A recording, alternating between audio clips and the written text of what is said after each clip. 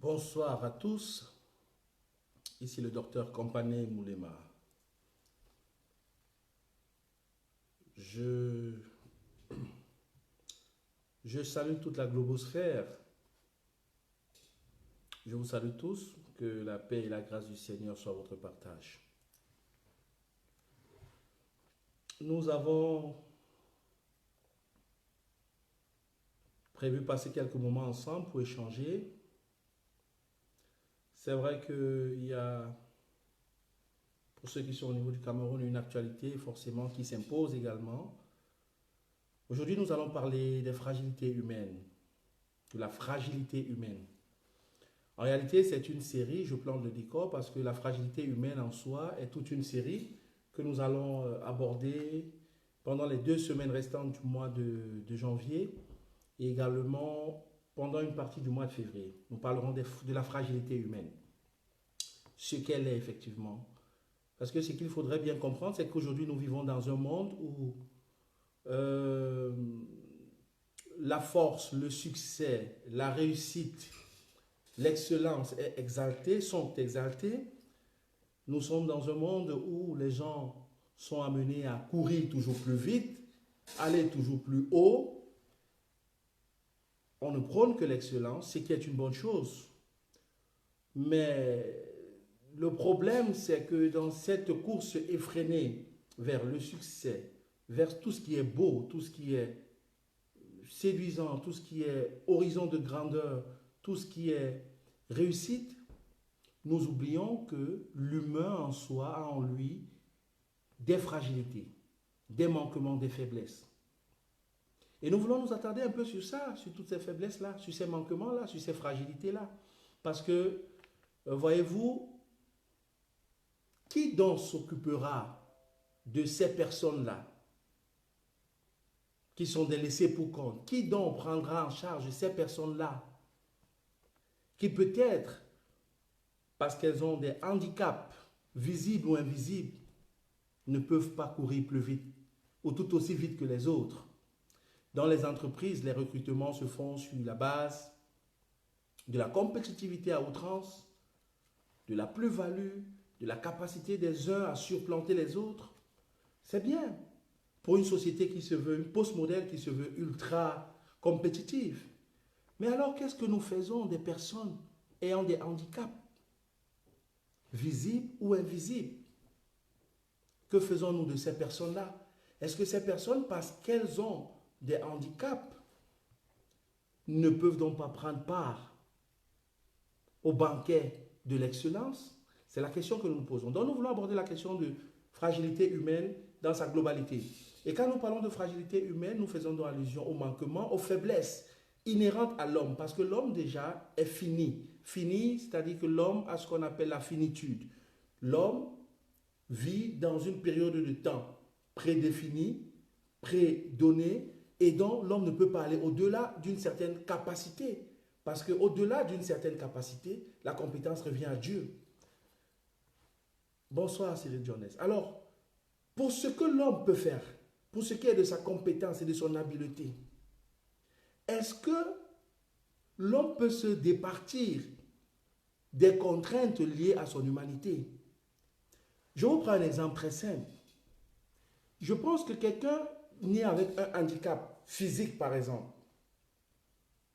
qui voudrait postuler pour quelque chose qui conviendrait à son profil, mais qui se voit dire que non, là ne seront retenues des personnes ayant un tel profil, la personne est naturellement exclue. Pensez-vous donc que ces personnes-là n'ont pas un droit quelconque? Ces personnes-là ne doivent pas aspirer à quelque chose de grand parce que la société valorise seulement le succès, ce qui est beau, ce qui est rapide, ce qui est... Voilà. Il y a une partie en chacun de nous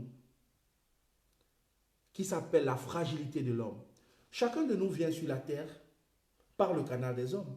Et chacun de nous repart sur la terre, à l'approche de sa mort tout au moins, repart de la terre, autant pour moi, par le canal et l'entremise des hommes.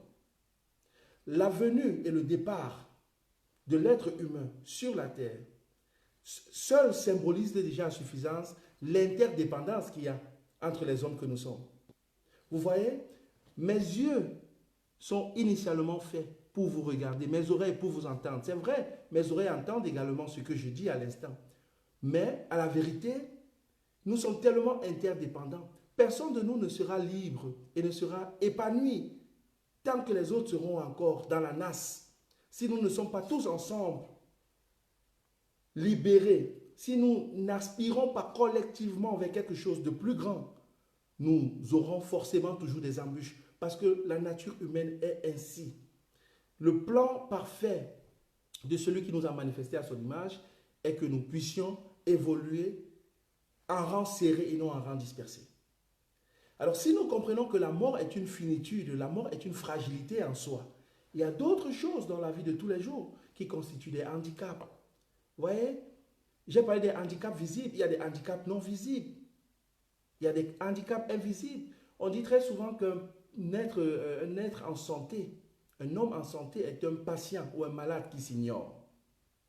La maladie est un handicap. La maladie est une fragilité.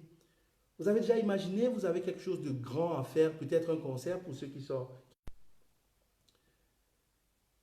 Alors, vous avez déjà imaginé, pour ceux qui connaissent un peu l'univers musical, vous avez un concert, vous avez une prestation à faire et votre gorge, vous souffrez peut-être d'une grippe qui ne vous permet pas de tenir un micro.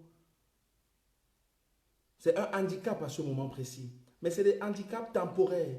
Mais figurez-vous qu'il y a des personnes qui vivent avec des handicaps de façon permanente.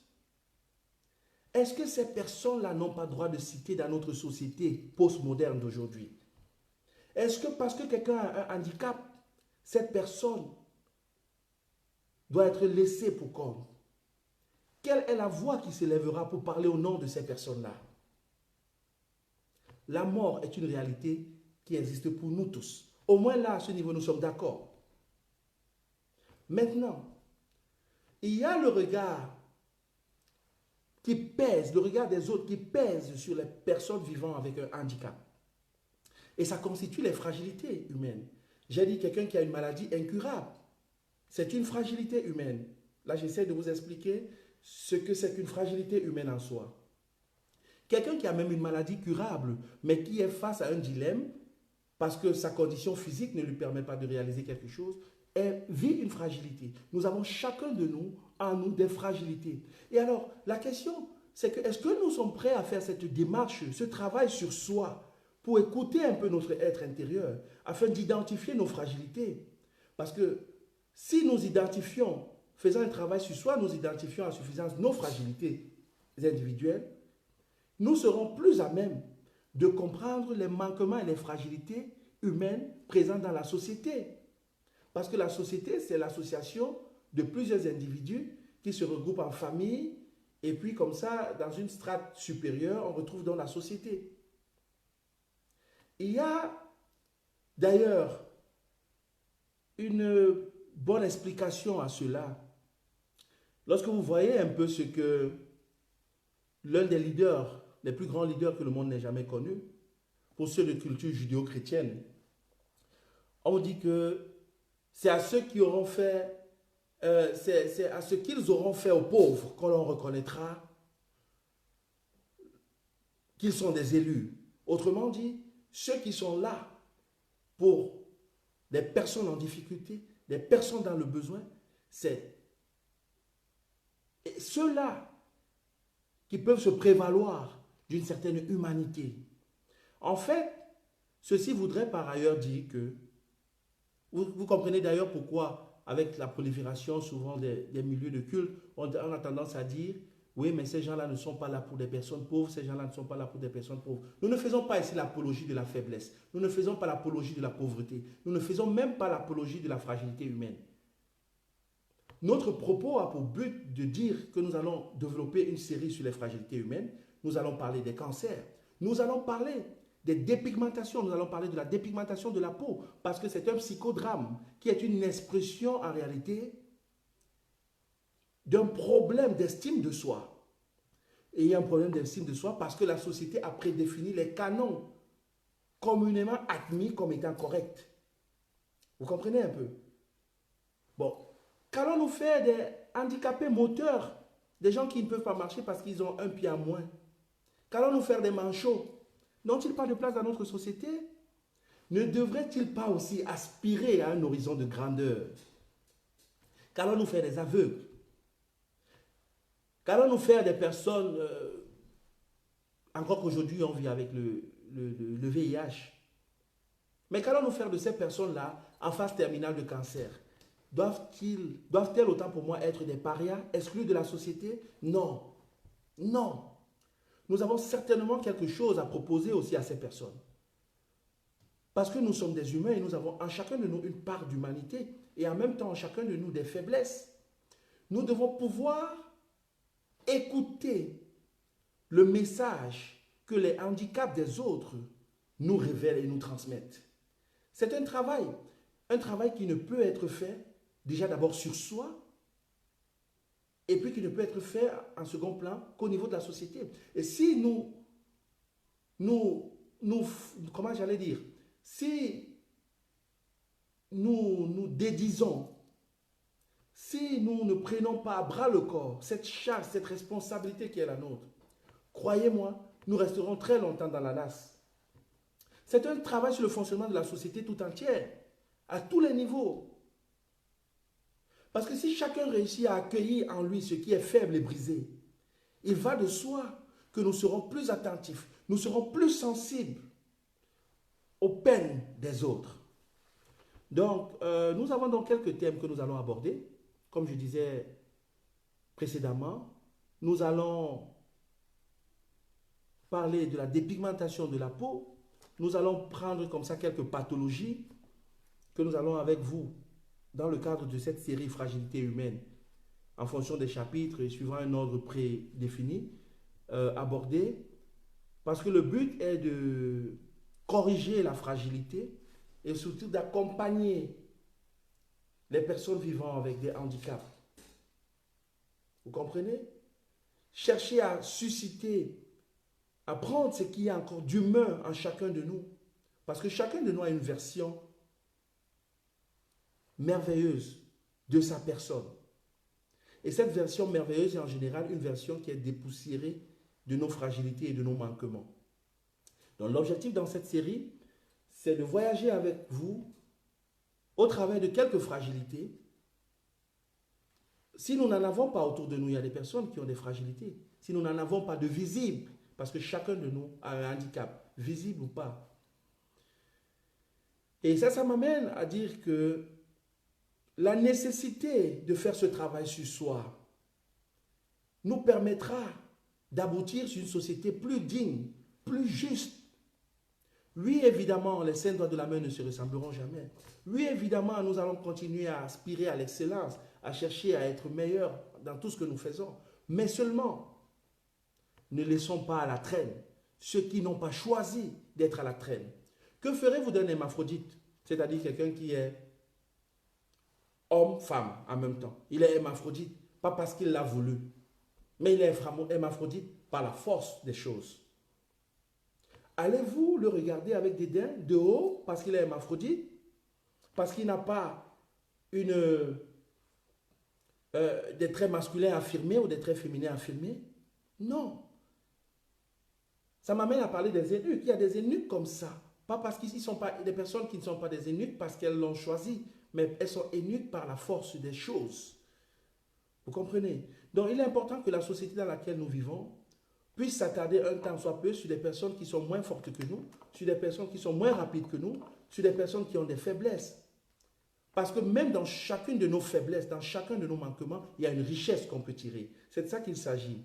C'est-à-dire, il faudrait que nous passions du management des certitudes au management de la fragilité. Ça m'amène à parler du psychodrame qu'il y a eu au niveau du Cameroun. Pour ceux qui ne connaissent pas, au niveau du lycée de... Excusez-moi, j'ai un appel. Dr. Campanalo. Hi.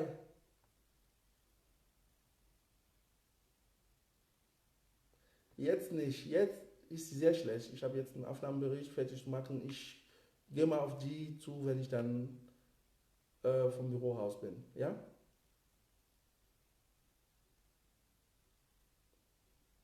Ja, okay, das kann ich dann nachher mit ihr besprechen. Alles klar, okay, bis dann, tschüssi. Excusez-moi, j'ai eu un appel intermédiaire. Donc, alors, il faudrait que nous puissions créer un univers dans lequel nous allons nous inscrire en faux avec la tendance habituelle qui consiste seulement à valoriser ceux qui sont déjà forts. Il faudrait un regard vers ceux qui sont faibles, vers ceux qui ont des manquements, vers ceux qui ont des fragilités. Il faudrait aller vers ceux-là et se dire que ceux-là aussi peuvent devenir forts. Parce que ce n'est pas une course de vitesse, ce n'est pas un marathon. La vie n'est pas un marathon, c'est une course de fond. Le plus important n'est pas qui démarre, qui se démarque, qui court en première position au départ. Le plus important est d'arriver. Arriver, comme nous avons l'habitude de dire, étant vide, sachant qu'on a tout donné et qu'on a atteint le but pour lequel on a été manifesté. Alors pour parler, revenir au psychodrame qu'il y a eu au niveau du Cameroun, à Yaoundé, au lycée de Nkrol-Bisson. Vous savez, ce qui est intéressant dans la société d'aujourd'hui, c'est que nous sommes toujours très émus lorsqu'il y a quelque chose comme ça qui soulève un tollé. Mais ce n'est pas le premier psychodrame. Je crois qu'il y a eu un truc pareil au lycée de Daïdo. Avant le lycée de Daïdo, c'était un élève qui tuait son semblable. Je crois que c'était au lycée de Daïdo. Et puis il y a eu un autre lycée à Makep, je ne sais plus trop où. Bref, il y a une floraison comme ça de la violence en milieu scolaire. Mais cette violence en milieu scolaire qui est réappropriée par nos enfants est en réalité le fruit de notre échec. Oui, c'est le fruit de notre échec collectif. J'ai lu quelques titres de journaux où on essaye de définir qui est acteur, qui est chef bandit dans un psychodrame hollywoodéo-camerounais. Mais voyez-vous, le plus important n'est pas de savoir qui a tort, qui a fauté, qui est faillible, parce que nous le sommes tous, et l'œuvre humaine reste perfectible. Mais le plus important, il serait encore moins approprié autant pour moi de dire Dieu l'a voulu. Non, s'il vous plaît, Dieu n'a rien voulu. Dieu n'a rien voulu, il ne s'agit pas de Dieu. Il a donné l'entière responsabilité à l'homme de gérer l'environnement dans lequel il se trouve. Donc aux esprits trop éclairés, non. Ne parlons même pas de Dieu dans cette affaire parce que, à la vérité, il nous revient d'assumer nos échecs, tout comme il nous revient d'assumer nos succès. Mais si un enfant décide de poignarder son enseignant, il va de soi que c'est parce qu'il y a eu échec dans le corps des enseignants, échec parental, échec de la société tout entière. Oui, nous avons choisi la violence comme mode d'action, comme mode de vie. Nous avons choisi la violence comme mode de fonctionnement. La violence sur les plateaux de télévision, la violence dans nos interactions de tous les jours, la duperie, la duplicité dans nos rapports de tous les jours. Et nos enfants nous regardent, nos enfants nous copient, nos enfants prennent ce que nous faisons, plus ce qui se trouve sur les réseaux sociaux, exponentiel 1000, et ils nous rendent la copie par un cycle infernal de violence. Quand il y a un événement comme ça, nous sommes émus. Mais pour combien de temps serons-nous émus? Nous serons émus pour 24 heures. Après, ça va retomber. Et nous allons retourner dans nos travers. Et c'est là où la fragilité humaine, la question sur la fragilité humaine mérite d'être posée. Si chacun de nous comprend qu'en fait, il a une portion de temps prédéfinie et qu'il est tout simplement un acteur d'un film, il est un figurant d'un film dont il n'est ni l'acteur ni le chef bandit, nous comprendrons et nous apprécierons mieux la vie. Vous voyez? Ils étaient nombreux qui avaient certainement des projets pour 2020, hein, mais qui ne peuvent pas être là aujourd'hui pour échanger comme nous le faisons. Parce que la fragilité humaine a intervenu. Les limites de l'homme se sont manifestées. Alors qu'allons-nous faire? Alors on nous dit, ok, la société a échoué. Bon, maintenant que nous avons fait le constat de notre échec collectif, la suite c'est quoi? Ça m'amène à vous parler de deux choses. Il y a deux principes pour changer une nation. Pour changer une nation, il y a deux choses. La première, c'est qu'on influence le sommet et on prépare la relève.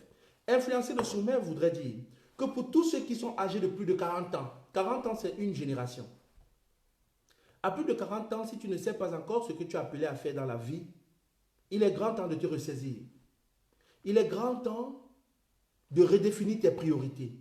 Il est grand temps de vivre avec un agenda. Parce que tu ne vivras pas pour toujours. Ton temps, comme le mien, est prédéfini. Et le temps, en réalité, n'est qu'une portion de l'éternité. C'est-à-dire que tu n'as pas pour toujours pour réaliser ce pourquoi tu es venu sur terre.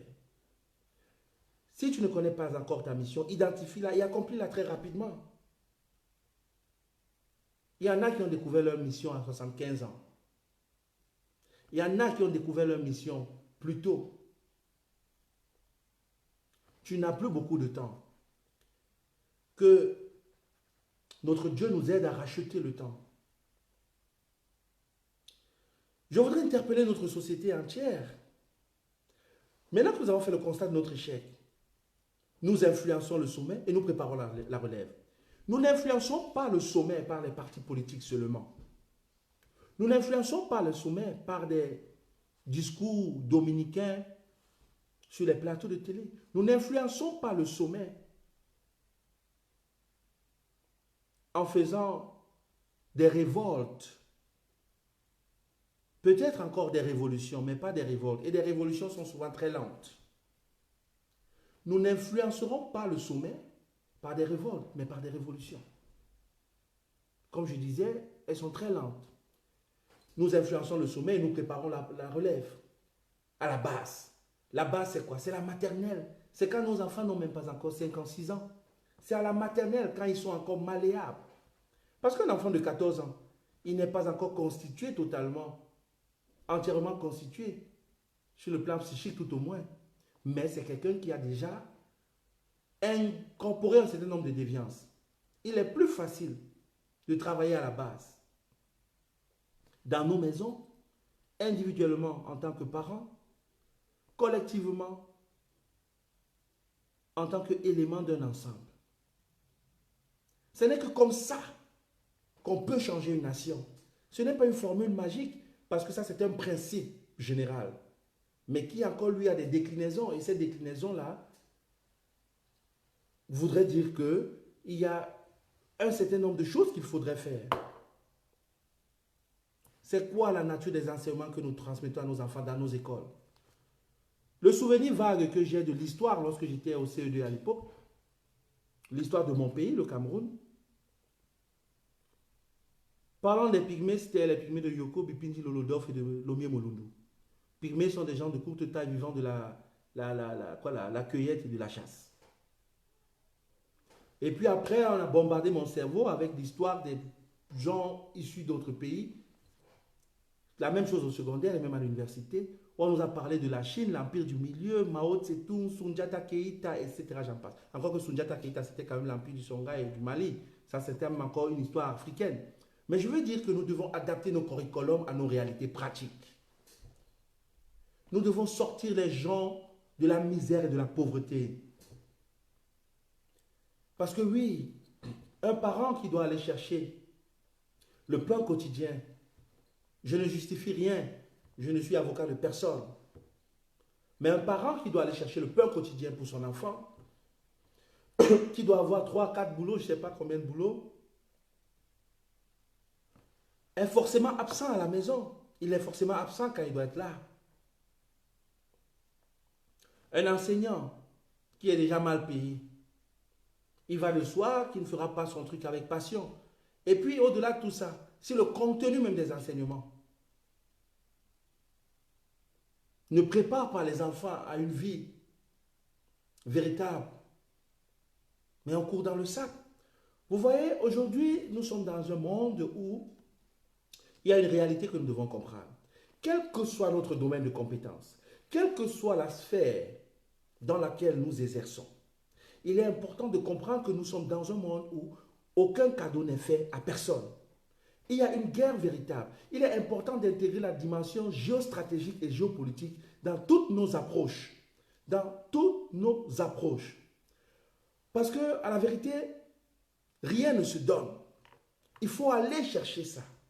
Il faut aller chercher notre liberté. Il faut aller chercher notre indépendance, qu'elle soit économique, politique ou même spirituelle. Il faut aller la chercher. Vous voyez, nous ne pouvons pas rester dans une attitude de passivité où nous allons toujours réagir tout simplement dans l'urgence. Imaginez un hôpital dans lequel les services sont vides et qui n'a en réalité qu'un seul service plein, le service des urgences. Mais c'est un hôpital qui n'est pas fonctionnel. Il ne peut pas être opérationnel, il ne peut pas être fonctionnel. Parce que les urgences vont très vite être saturées. Mais il faut pouvoir désengorger. Ça veut dire que nous ne pouvons pas rester dans une logique d'urgence. Nous ne pouvons pas rester dans une logique de réaction. Nous devons être proactifs. Les grands leaders ont été souvent des personnes qui ont été prises dans le piège des sociétés et se sont révélées au travers des situations troubles. Mais la vérité, c'est qu'aujourd'hui, il faut un leadership de notre type, un leadership proactif. Il faudrait des leaders intentionnels, des personnes qui se lèvent, qui se battent pour des causes, pas forcément des personnes qui seront sous les feux des projecteurs. Parce qu'il y a des héros invisibles, il y a des héros chaque jour qui se battent, mais qui ne sont pas assez célébrés.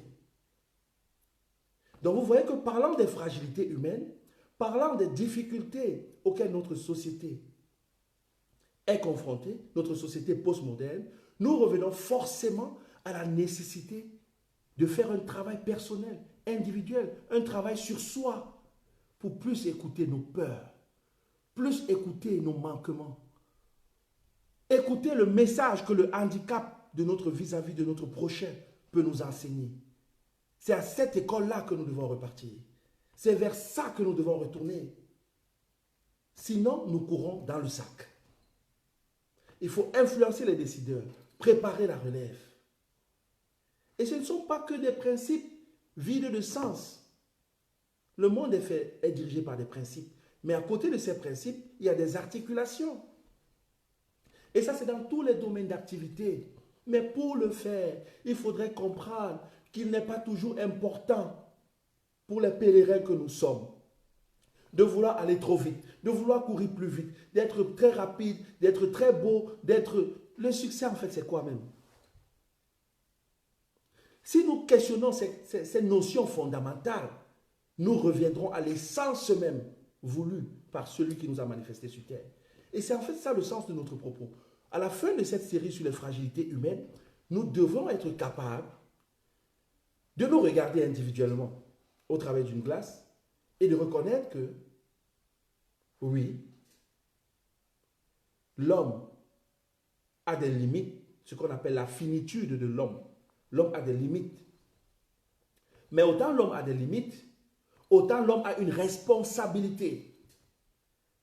Et au lieu de faire ce jeu de ping-pong qui consiste à renvoyer la responsabilité, à faire le transfert de responsabilité, dire non, le parent a échoué, non, c'est l'enseignant qui a échoué, non, c'est, je ne sais pas moi, c'est l'église qui a échoué, c'est l'église qui a démissionné, non, c'est le gouvernement qui est absent.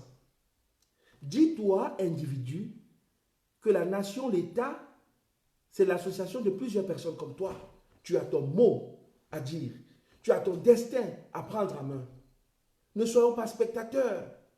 Parce que si aucun cadeau ne sera fait au niveau local, il faudrait bien comprendre qu'aucun cadeau ne sera fait même au niveau continental et mondial.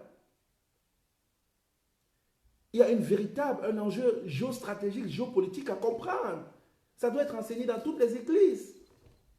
Ça doit être enseigné dans toutes les chapelles. Ça doit être enseigné dans tous les corps de métier. Nous sommes à une ère, dans une ère où il faut véritablement s'armer.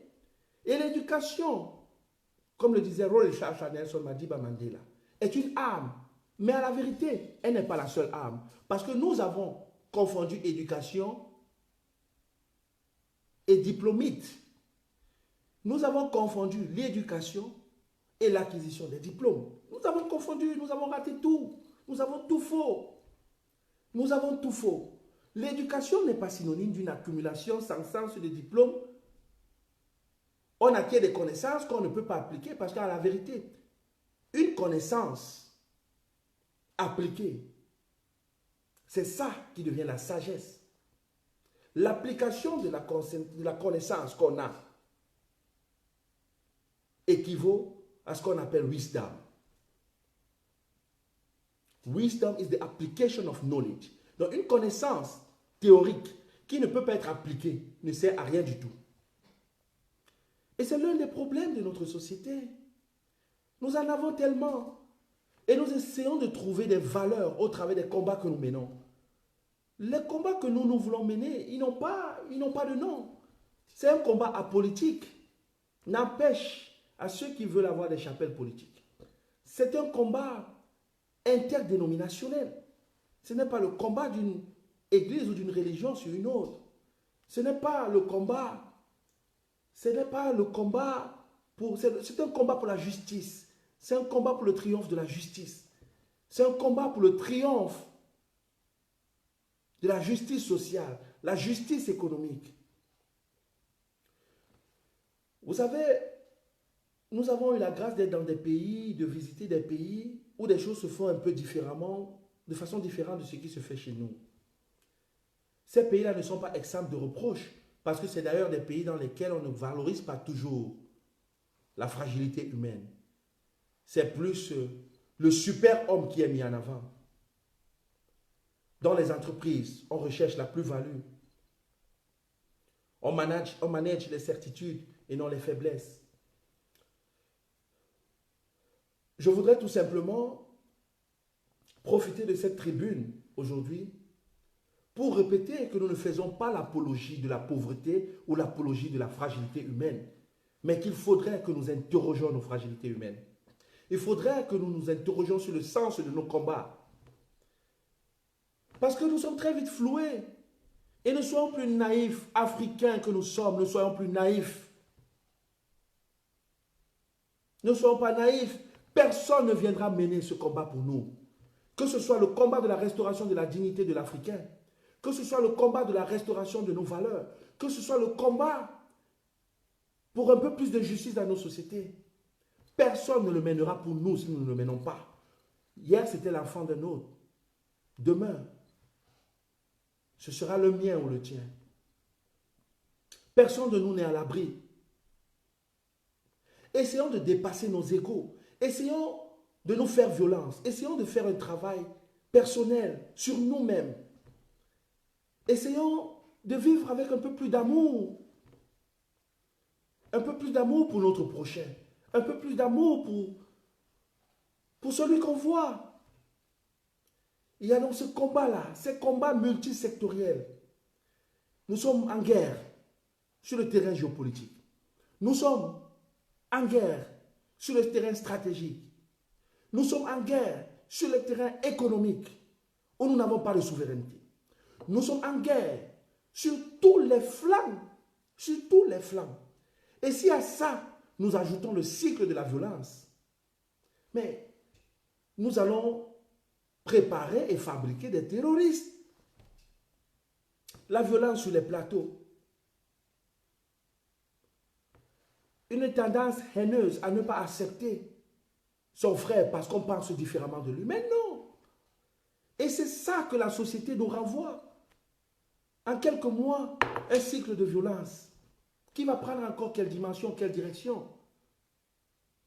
Bien malin celui qui pourrait prédire à quand le prochain incident. Vous voyez? Donc, essayons de mener ce travail individuel et collectif. Parce que personne de nous ne sera libre tant que nous ne sommes tous libres. Mais dans cette bataille et dans cette course vers une société plus digne, plus noble, n'oublions pas les plus faibles. Les plus faibles sont des handicapés. Les plus faibles sont ceux qui, du fait de leurs origines, du fait des circonstances ou des conditions dans lesquelles ils vivent, ou du fait de la nature, partent déjà défavorisés. Partent déjà défavorisés. Mais disons-nous que nous avons un rôle à jouer, aussi bien individuellement que collectivement. Et n'accusons pas Dieu. Dieu a donné Il dit dans le psaume 86 qu'il a fait l'homme de peu inférieur à lui. Il a donné à l'homme la capacité de dominer et de manager la terre et toutes ses ressources. Nous avons échoué dans le management de nos ressources. Nous avons échoué. Nous avons échoué. Nous sommes incapables de manager le peu que nous avons et nous aspirons à plus grand. Mais ce n'est pas possible, c'est un contresens. C'est un contresens. C'est un contresens. Nous sommes les seigneurs de la paresse. Les seigneurs de la paresse. Nous travaillons peu, nous voulons plus de vacances, nous voulons plus nous reposer, nous voulons de grandes choses, mais nous ne payons pas le prix. Mais ce n'est pas possible. C'est des non-sens, des contresens, et ça ne nous profite pas. Et nos enfants en paieront les frais. Une génération, c'est 40 ans. À plus de 40 ans, il est grand temps de se réapproprier sa mission, définir le cap et avancer. Voilà. Donc ça, c'était de façon ramassée comme ça, quelques enjeux qui sont les nôtres.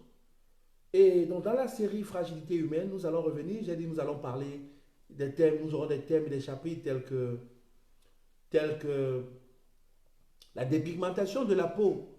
Oui, parce que Frantz Fanon, dans Les Damnés de la Terre et dans plein d'autres ouvrages, quand il parle de peau noire, masque blanc,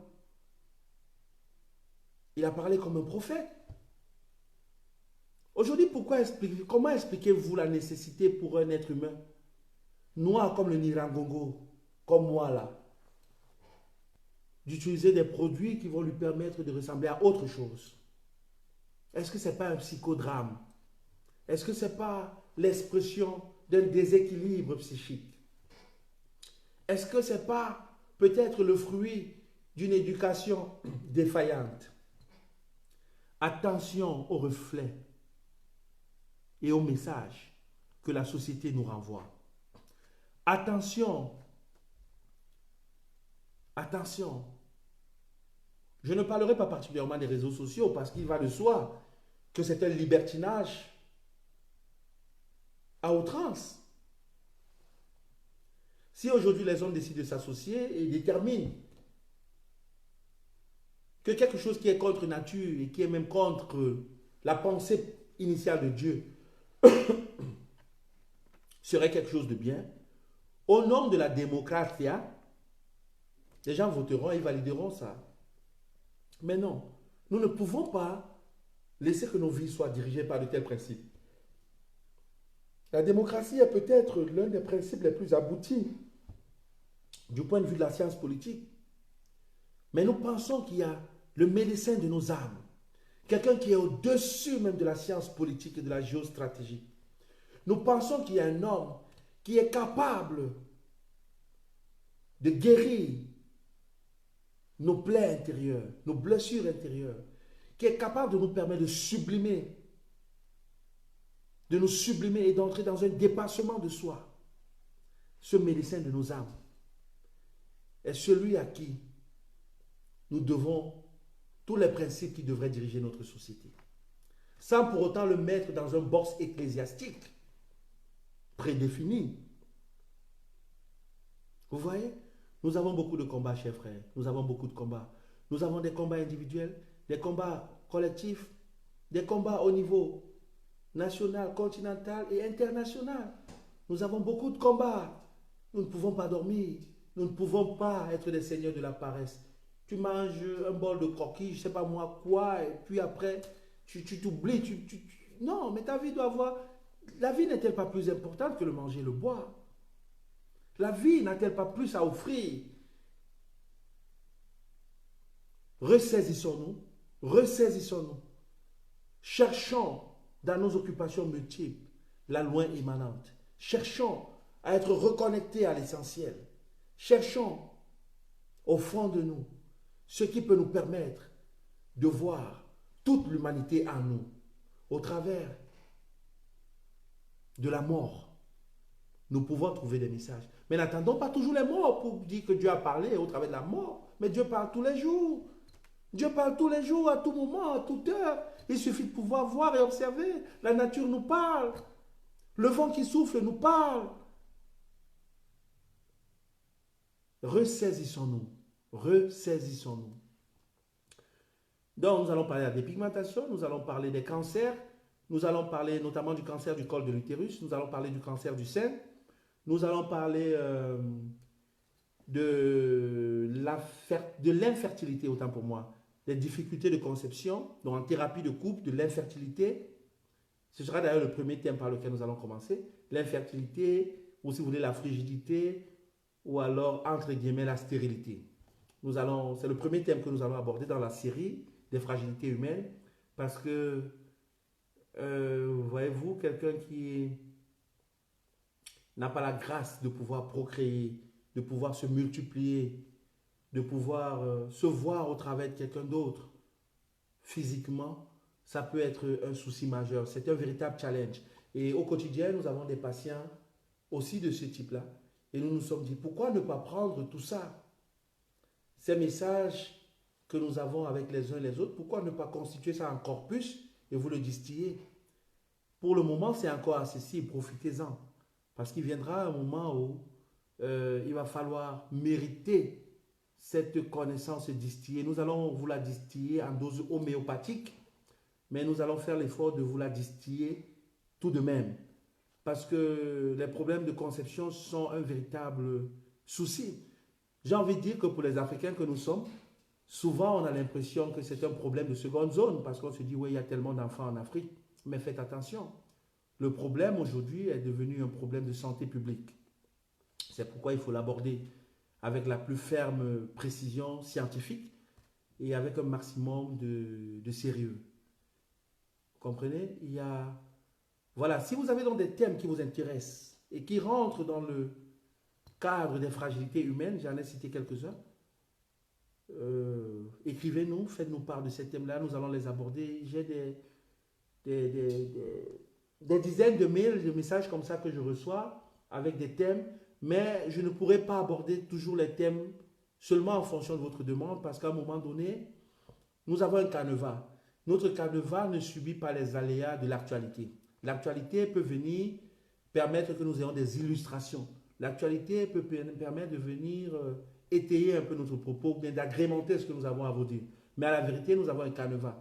Donc, nous aurons un programme en affiche, une affiche disponible d'ailleurs, avec les thèmes qui vont être abordés, de façon à ce que vous verrez les thèmes qui vous intéressent, que ce soit la dépigmentation de la peau, que ce soit les cancers, que ce soit les stigmatisations par rapport à certaines pathologies. Il vous reviendra à vous de... Permettez s'il vous plaît. Allô? Hi.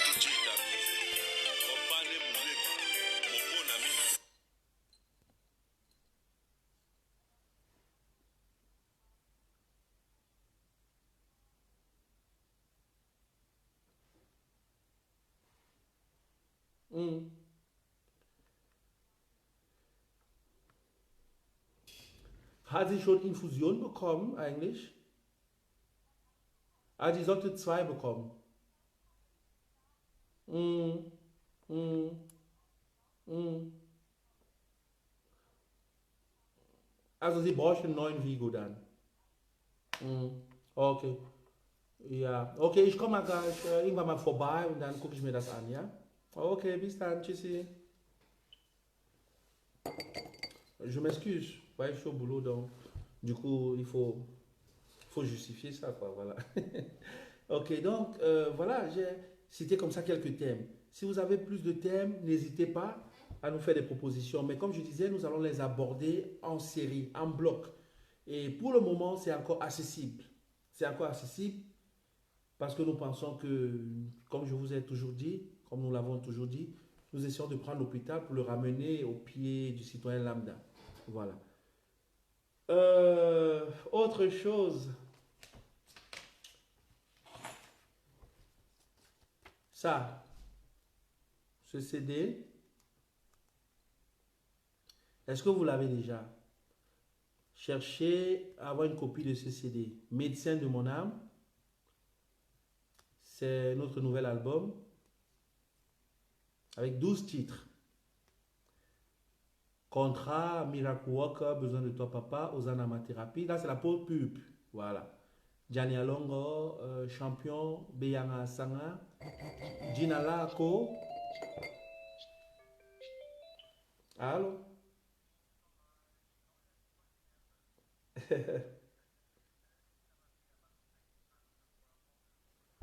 On ça? Hmm, hmm. Kilomito, ok, go das eigentlich nachtragen. Wie heißt sie nochmal? Retzerau.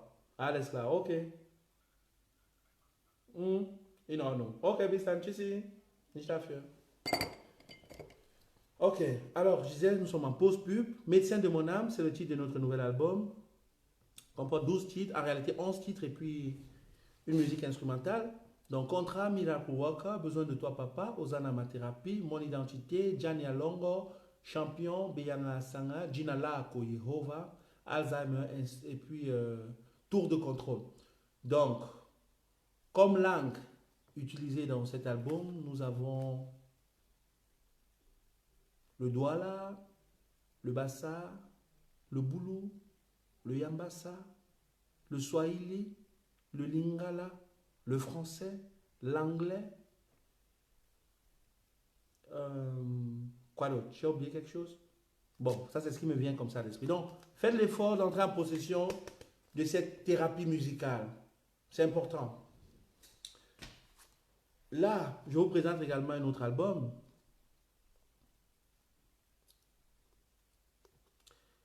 Toujours le fruit de la Doc KM Prod. Pluie de grâce. Pluie de grâce de Lydie Bama. Faites également l'effort de vous l'approprier. Là, vous avez des titres tels que Angwa Omome, Jésus m'a béni, c'est le Dieu qui m'a touché, Chemin de la vérité, Fais le bien, je lève vers toi, Yannette, ton nom, et puis Beyanga Sanga. Donc, c'est un album très bien orchestré, l'orchestration est bonne, et puis l'esprit y est aussi.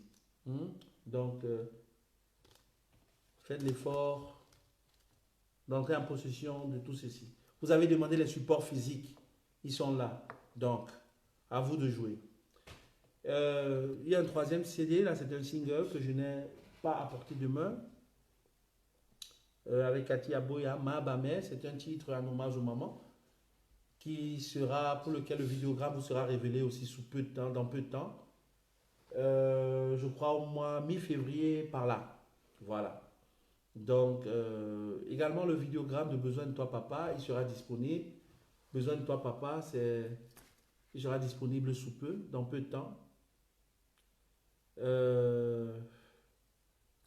Donc, abonnez-vous sur nos pages Facebook, YouTube respectives.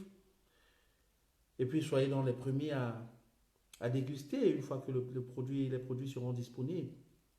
Ouais. Ça, c'est aussi une façon d'influencer le sommet. On parlait des deux principes pour influencer une société. On influence le sommet, on prépare la relève. La relève, ce sont nos enfants, ceux qui sont encore à la mamelle, ceux qui ne sont pas encore nés. Et le système, on l'influence en créant une atmosphère de gloire, en créant une atmosphère pour impacter. Parce qu'on influence en impactant. L'impact n'est pas toujours la recherche des lampades, je sais pas moi, il ne faut pas être toujours sur les feux des projecteurs. L'impact véritable, c'est un impact qui dure dans le temps. L'impact véritable, c'est un impact qui quelquefois est même lent, comme une réaction chimique sans enzyme, mais qui à coup sûr assure une transformation. Donc soyez les adeptes du changement, soyez le changement que vous voulez, rendez-vous toujours disponible. Parce que si tu as tes deux mains, c'est certainement pour aider quelqu'un qui est faible, qui a une main à moins. Si tu as tes deux pieds, c'est certainement pour aider celui qui a un pied à moins. Si tu as tes deux yeux, c'est certainement pour être une bénédiction pour ta génération. Tu n'es pas le fruit du hasard. Ne vis pas en expérimentant tous les jours. Ne vis pas en testant. Ne vis pas en essayant ce qui peut marcher. Ne vis surtout pas en suivant la mouvance, la tendance. Parce que c'est ça qui marche, on se jette. Non. Vis en basant ta vie sur des principes. Vis pour plaire à celui qui t'a manifesté sur terre.